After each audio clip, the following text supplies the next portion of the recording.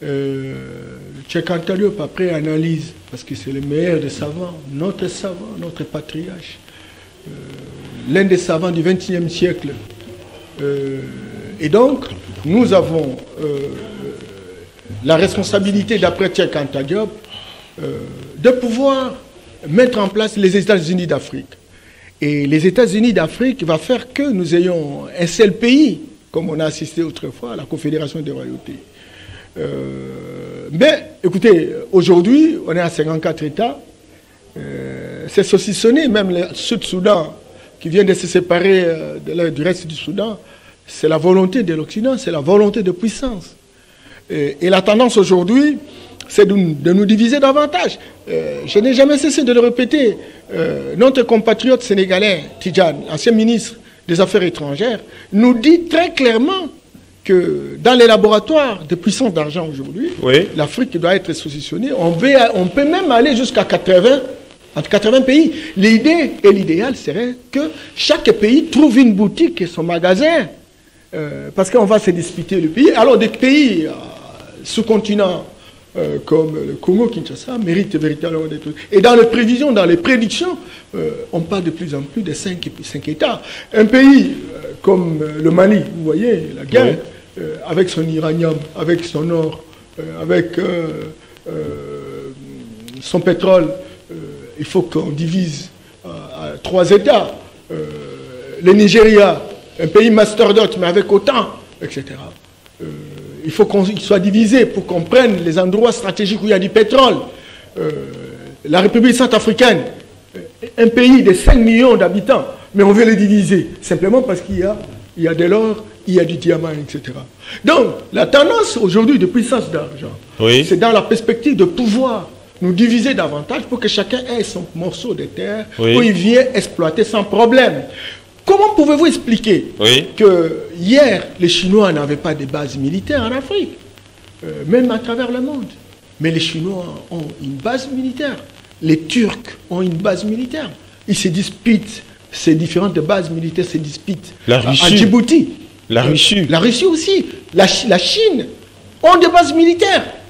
Vous voyez? Or, hier, c'était les États-Unis, la France, l'Angleterre, etc. Oui. Mais ils nous occupent. Est-ce qu'ils peuvent accepter qu'on puisse avoir des bases militaires chez eux? Comment on peut nous prendre en otage comme ça jusqu'à ce point? Mais alors maintenant, on nous considère comme des sous-hommes. Nous sommes incapables de faire face à une telle réalité, mais c'est Norbert Yamba. Bien entendu, et vous savez la tendance aujourd'hui. Et quelle alternative face à une telle situation? Mais ce que nous sommes en train de faire, oui, vous savez, pour arriver ici, j'ai fait de sacrifices. Mais est-ce que c'est le même niveau de compréhension de nos compatriotes? Pas du tout. De nos dirigeants? Pas du tout. Aujourd'hui, il y a une guerre, oui, entre l'Occident et l'Orient. Est-ce qu'il n'y a pas moyen de profiter au maximum de cette guerre pour inventer, transformer notre système d'enseignement, transformer notre système politique, transformer notre système religieux, oui, qui aujourd'hui nous endoctrine, nous fait un matraquage du cerveau pour s'endormir effectivement au service de puissance d'argent. Ça, on en a besoin, oui, et c'est de cette manière qu'on va véritablement... Encore que bon, l'élite politique s'engage, mais aujourd'hui l'élite politique est dans une lutte de positionnement. Ils attendent les élections pour se positionner, se faire appeler excellence et honorable, et ça s'arrête là. Mais c'est normal. Dans les universités, oui, ce sont des colos, ce sont rares. Hein, les catholiques organisent souvent des colloques. On fait des réflexions philosophiques. Il y a les universités, Salumbashi, oui, ça. Mais est-ce que ce sont des colloques qui aboutissent à des recommandations majeures qui peuvent bouger le pays? Moi, j'ai dit non. Ce sont des formalités d'usage. Il faut dépasser cette étape-là pour arriver à des moments pour dire voilà le système que nous vous proposons sur le plan politique. Ce n'est plus la démocratie occidentale. Oui. Il faut abandonner cette démocratie. Il faut arriver à utiliser ce modèle de gestion. Mais ça c'est un travail de longue haleine. Non. Mais pourquoi j'en parle?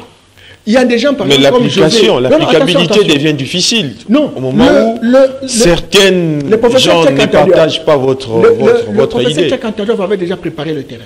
Oui. Le lit est déjà préparé. Les terrains est balisé. Je vois balisé. Oui. Voilà. Des gens comme José Dodo Sasmanto.